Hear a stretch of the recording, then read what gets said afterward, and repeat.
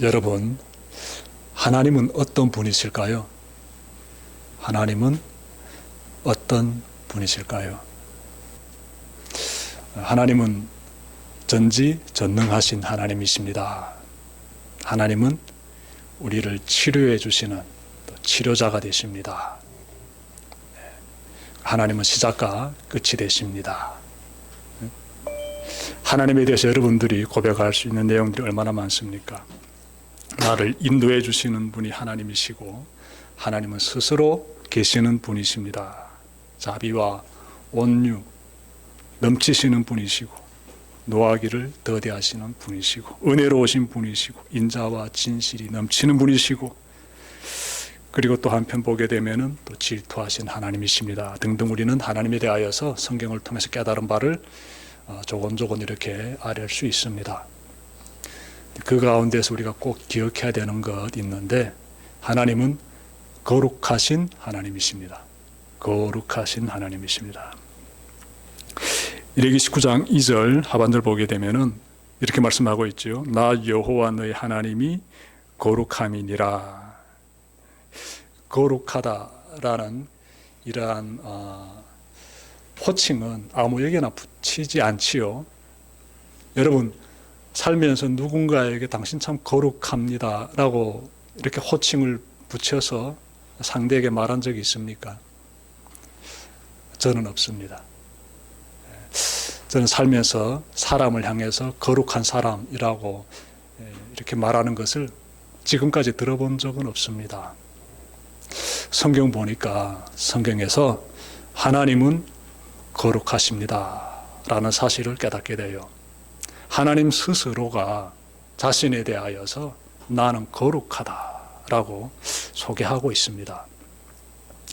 거룩하다라는 이 단어의 의미가 있는데 히브리어로 카도시입니다. 카도시. 분리하다, 구별되다 이런 의미를 가지고 있어요. 하나님께서 이 죄악된 이 세상을 바라보시면서 나는 거룩하다 이렇게 말씀하시는 것 같습니다. 하나님께서 창조하신 이 세상, 너무나 아름다운 세상이지만 그 세상에서 살아가는 사람들이 죄 가운데 빠져서 정신없이 살아가고 있기 때문에 그 하나님께서 하나님이 그 세계라는 구별된 그 세계를 우리에게 가르쳐주고 싶으셨던 것 같습니다. 그래서 거룩이라는 단어가 레위기서 19장에서 등장하는 것으로 보입니다. 레위기 19장 보게 되면 거룩이라는 단어가 여러 번 등장돼요. 정말 여러 번 등장되는데 레위기 19장은 거룩이 매우 강조되는 그러한 장이다라고 충분히 볼 수 있습니다. 여러분 이 거룩이란 단어 속에서 이렇게 구별된 의미가 발견되고 또 한편 하나님의 거룩한 신성도 이 속에서 발견할 수 있습니다. 인간과 다른 구별된 하나님의 세계, 하나님의 신성 이러한 부분들을 거룩이라는 단어 속에서 찾아볼 수 있는데 그런데 성경 보게 되면 이 성경에서 굉장히 놀라게 되는 그런 부분들이 있습니다. 거룩과 연관돼 가지고 우리가 성경을 자세히 보다가 크게 이렇게 은혜 받게 되는 그런 부분들이 있는데 신약 성경에서 한 번, 구약 성경에서 한 번 이렇게 두 장면이 탁 각각 한 번씩 나타나게 돼요. 이사야서 보게 되면은 6장 3절인데요. 들어보십시오. 여기서 여러분들이 놀라운 점 하나 찾아보십시오. 서로 불러 이르되 거룩하다 거룩하다 거룩하다 만군의 여호와여 그의 영광이 온 땅에 충만하도다 하더라. 이 말씀의 내용이 무슨 내용인가 하면 좀 배경이 있습니다. 천상의 세계를 지금 묘사하고 있어요. 천상의 세계를. 하나님의 보좌 옆에 서랍들이 있습니다. 서랍들이. 천상의 존재들이다라고 보여지고요. 이들이 두 날개로 얼굴 가리고 또 두 날개로 발을 가리고 두 날개로 날면서 하나님을 향해서 어떻게 지금 고백하고 있습니까? 거룩하다, 거룩하다, 거룩하다라고 해요. 구약 성경에서 이런 장면은 굉장히 중요한 장면이고요. 거룩이 3번 강조되는 구절은 유일합니다. 구약 성경에서 단 한 번 나와요. 거룩하다, 거룩하다 2번만 반복돼도 이 거룩에 대해서 어마어마하게 성경이 강조하고 있음을 알 수 있는데 여기서 무려 3번 반복되고 있어요. 같은 단어가 3번 언급된 것은 구약 성경에서 이사야서 6장 3절이 유일하며 이때 사용된 단어가 거룩이다 라는 사실 여러분들이 꼭 기억하시길 바랍니다. 하나님을 향해서 거룩한 분이십니다 라고 이 스랍들이, 천상의 존재들이 이렇게 막 경배 올려드리는 모습이지요. 하나님은 거룩하신 분이시기 때문에 그렇게 강조하고 있는 것입니다. 자, 신약 성경으로 가게 되면은요, 요한계시록 4장 8절에서요, 말씀 들어보십시오. 말씀이 이렇게 나옵니다. 네 생물은 각각 6 날개를 가졌고 그 안과 주위에는 눈들이 가득하더라. 그들이 밤낮 쉬지 않고 이르기를 거룩하다, 거룩하다, 거룩하다. 주 하나님 곧 전능하신 이여 전에도 계셨고 이제도 계시고 장차 오실 이시라 하고, 거룩하다가 3번이 꽉 선포되고 있습니다. 그리고 역시 천상의 존재들이 하나님을 향해서 이렇게 표현하고 고백하고 있습니다. 그래서 구약 성경에서 딱 한 번, 신약 성경에서 딱 한 번, 그리고 같은 단어가 3번 반복된 것도 바로 여기에서 딱 한 번, 각각 한 번씩만 딱 나와요. 그래서 이런 부분들은 우리가 꼭 기억해야 돼요. 같은 단어가 3번 중복된 그 구절이 어디에 있으며 그때 중복된 단어는 어떤 의미를 가지고 있는지, 그리고 그때 배경은 어떠하였는지 꼭 여러분들이 기억하시길 바라요. 유일하신 하나님을 향하여서 그때 하나님께 올려드릴 수 있는 그 고백이 바로 거룩하십니다 라는 거예요. 당신은 거룩하십니다 라고. 꼭 기억하십시오. 하나님을 향해서 어떻게 내가 고백해야 될까? 성경이 말씀하고 있어요. 거룩하십니다. 거룩하십니다. 근데 그 하나님께서 우리에게 이렇게 말씀하고 있어요. 그래서 놀라운 거예요. 그래서 레위기 19장 2절이 굉장히 우리에게 중요한 말씀이 되는 거예요. 그토록 자신은 거룩하다고 말씀하신 하나님께서 너희도 거룩하라라고 말씀하고요. 너희도 거룩하라. 보십시오. 너는 이스라엘 자손의 온 회중에게 말하여 이르라. 너희는 거룩하라. 와, 내가 어떻게 거룩할 수가 있을까? 이 발디춤에도 따라갈 수 없는데 어떻게 내가 거룩할 수 있을까? 하나님 나보고 지금 거룩하라고 말씀하시는데 하나님을 향하여서만 이 거룩이라는 단어가 사용되는데 나 같은 존재가 어떻게 거룩할 수가 있습니까? 라고 여러분들께서 질문 가질 수 있어요. 그런데 하나님께서 아니야, 너희는 거룩해야 돼 라고 요구하고 있습니다. 요구하고 있어요. 우리 모두 거룩한 사람 돼야 되겠죠. 그러면 불가능한 것을 하나님께서 해라고 막 내리매기고 그러지는 않아요. 우리가 할 수 있기 때문에 하나님께서 해라고 격려하고 우리를 어떻게 때로 하나님께서 지시도 하시고 명령도 하시면서 그 길로 인도하시는 거지요. 우리가 거룩해지기 위해서 그럼 어떻게 해야 될까요? 레위기 19장 보게 되면 이 부분에 대해서 크게 3가지로 말씀하고 있습니다. 3가지로. 가장 먼저 보게 되면 3절 보십시오. 너희는 저마다 어머니와 아버지를 공경하라. 너희는 또 내가 명한 여러 안식일을 다 지키라. 주 너의 하나님이다. 주 너의 하나님이다. 우리가 거룩해지기 위해서는 부모를 공경하고 그리고 안식일을 지켜야 된다라는 것이 첫 번째 과제로 나오고 있습니다. 첫 번째로 잘 살펴봐야 되지요. 그러니까 성경 보게 되면 사람이 굉장히 윤리적이 됩니다. 도덕적인 인간이 돼요. 그러니까 부모를 존경하는 것, 레위기 19장 보게 되면 노인을 존경해라 라는 내용도 나와요. 그러니 인간 사회에서 우리가 꼭 지내야 되는 윤리의 도덕적인 부분들이 여기에서 나오고 있어요. 그래서 부모에게 존중하는 사람이 밖에 나가서 다른 노인들을 존중할 수가 있죠. 그렇게 인간답게 인간이 해야 될 마땅한 일을 행할 때 우리가 거룩에 다다르는 사람이 될 수 있다는 것이에요. 저는 우리 김윤희 군사님하고 안수 집사님하고 한번 그 부모님들이 계시는 그 요양원에 가본 적이 있는데 굉장히 두 분이 참 지극정성으로 부모님을 이렇게 돌보고 계시더라고요. 그래서 참 따뜻한 마음을 느끼고 어떻게 하나 아버지 어머니를 위해서 그냥 역시 따님이 따님인 것 같습니다. 그래서 그런 모습 보면서 참 그런 마음이 뭉클해지는 게 있어요. 인간이 느끼게 되는 굉장히 거룩한 감정이라고 저는 믿어 의심치 않습니다. 인간이 느끼게 된 거룩한 감정이 그런 데서 나타나게 돼요. 그러니까 거룩이란 단어가 그런 데서 표현되는 거예요. 돈 많이 벌어서 기쁘다, 그런 데서 거룩함이라는 단어가 안 나와요. 인간의 인간됨, 정서적으로, 윤리적으로, 도덕적으로 뭉클해지게 되는, 그때 우리가 무슨 단어를 표현하지? 거룩이란 단어를 찾아서 표현하게 되죠. 부모를 존중해라. 성경이 강조하고 있는 내용이에요. 너무나 중요합니다.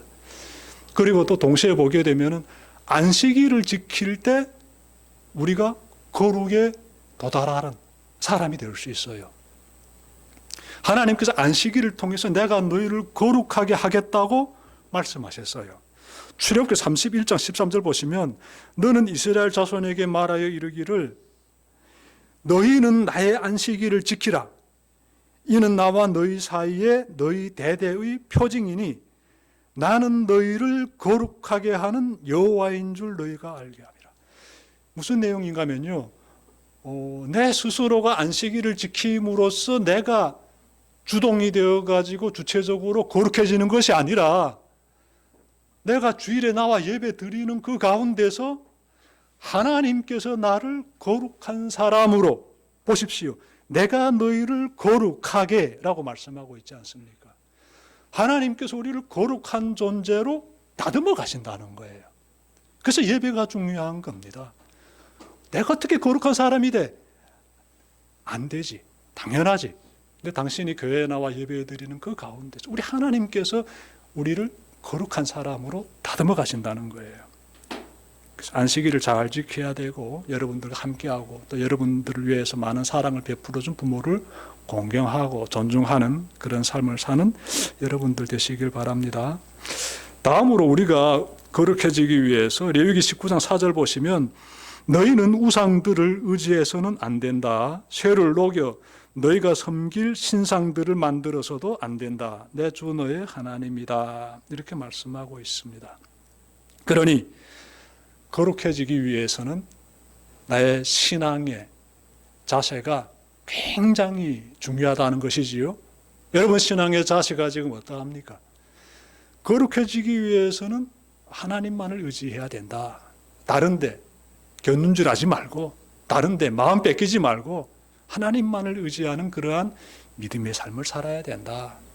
하나님만을 의지하게 되면은 그 길에서 너희들은 하나님에 의하여서 거룩해지게 된다. 이런 부분이 지금 레위기 19장 4절에서 강조되고 있습니다. 저는 여러분들께서 성경을 읽을 때마다 그런 관점을 가지면 좋을 것 같아요. 항상 그렇습니다. 나는 지금 어떠한 부분에 대해서 우상 숭배하고 있지는 않는지. 왜냐하면 이스라엘 민족의 역사는 성경에서 정말 하나님을 향해서 막 희생도 하고 많은 고생하는 그런 민족의 모습으로서 나타나요. 이 이스라엘 민족이 떵떵거리면서 기름 넘치는 그런 삶을 살지 않습니다. 성경 보십시오. 쫓김당하고 공격받고 마지막에는 나라가 다 무너지고 노예로 끌려가고 왕은 붙잡혀가지고 눈알 뽑히고 왕 앞에서 왕자들은 죽임당하는 거 보고, 예? 어찌 보면 한편으로 피해 역사입니다. 고통의 역사고. 근데 이러한 민족들이면 우리로 하여금 박수 쳐드리고 싶지요. 야, 정말 저들은 하나님만 의지하고 있다. 대단한 민족이다라고 박수 쳐드리고 싶지요. 그런데 성경 보게 되면은 이들이 어마어마하게 우상 숭배를 행했다고 하나님으로부터 큰 꾸지람 듣습니다. 큰 꾸지람. 그러면 우리도 이 짧지 않은 단편 보게 되면 순간의 삶이긴 하지만 나는 우상의 그러한 덫에 빠져가지고 헤매고 있지는 않는지 살펴봐야 되겠습니다. 그래서 우상 숭배하는 삶은 거룩에 이르지 못하는 삶이고 하나님께서 그런 사람을 향해서 지금 또 말씀하고 있다는 것 기억하시길 바랍니다. 나는 거룩하다, 너희도 거룩해라.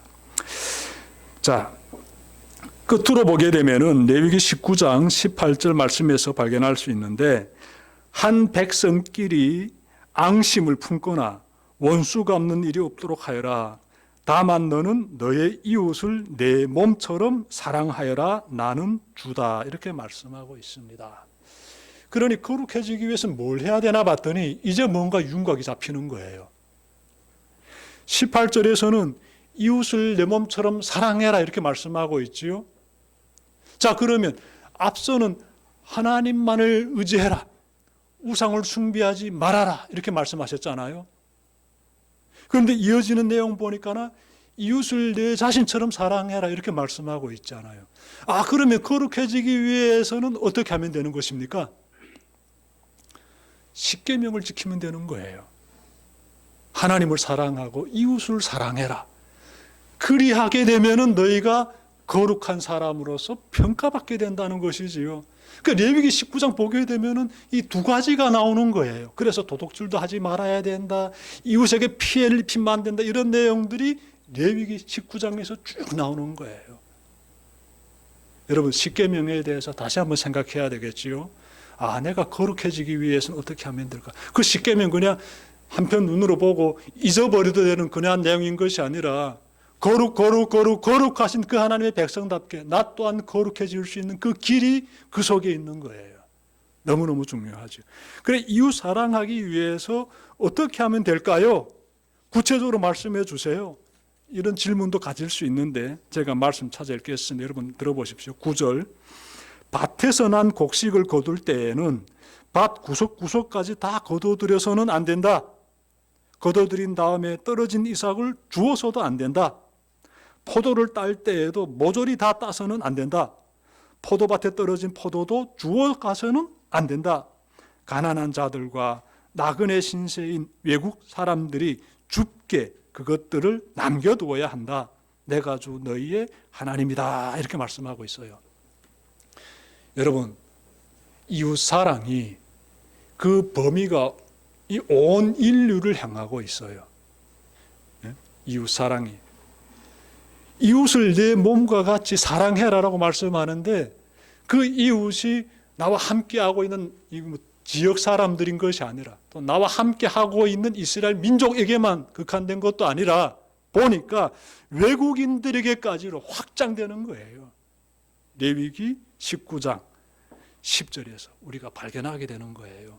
그래, 그들에게 어떻게 그러면 그 사랑을 실천해야 되느냐 봤더니 아주 구체적으로 예를 들고 있습니다. 성경 보게 되면 이런 내용들은 너무나 귀한 정말 진주 같은 부분들이에요. 성경 가운데서도 진주 같은 부분들. 왜? 너무나 쉽게 이해되니까. 이때 당시 농경사회거든요. 농사 짓는 사람들이요, 가을하게 되면 구석구석, 아니 이삭 하나 떨어질세라 다 긁어 모아가지고 탈곡하지 않습니까? 전 북한에 있을 때 농사 짓게 되면 그 이삭주의 하러 여러 번 다녔어요. 이삭주의 하러. 농촌동원 가게 되면은 다 이삭을 주워가지고 탈곡장으로 날라다 놓고 그러곤 했어요. 그런데 성경 보니까 굳이 그렇게 하지 말고 적당히 좀 남겨두면서 가을 해라. 밭에 좀 듬성듬성 좀 이삭도 남겨두면서 가을 해라. 왜? 어려운 사람들이 먹고 살아야 된다는 거예요. 어려운 사람들 먹고 살아야 된다. 야, 이런 내용들 얼마나 귀합니까? 이렇게 말씀하시는 분, 거의 3, 4천 년 전에 3, 4천 년 전에 기록된 내용이지 않아요. 3, 4천 년이 지난 지금도 사람들은 얼마나 각박하게 살아갑니까? 그냥 내 것만 내 거라고 먼지 털면서 그냥 하나라도 손해볼세라 막 이러고 살지 않습니까? 거룩한 사람은요, 좀 흘리며 삽니다. 흘리면서 여러분들께서 많이 흘리면서 사셔도 좋습니다. 그 삶이 거룩한 삶이에요. 꼭 기억하시길 바랍니다.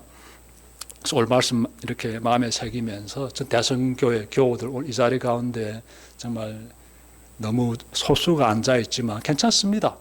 결국 말씀은 들으라고 말씀하셨을 때는 듣는 자에게 복이 임합니다. 말씀은 듣는 사람이 것이에요. 그래서 이 말씀 묵상하면서 그런 메시지 드리고 싶었습니다.